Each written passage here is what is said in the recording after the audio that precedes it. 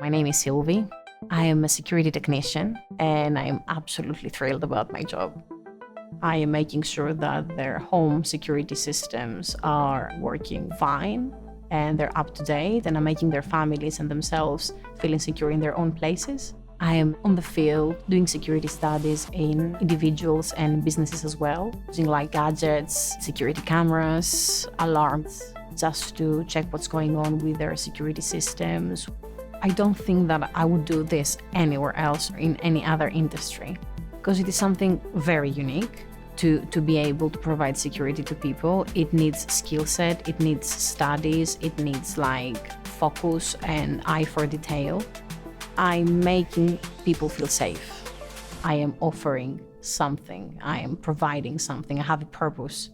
For me, it was just the most amazing thing I've ever done, I think, in this job.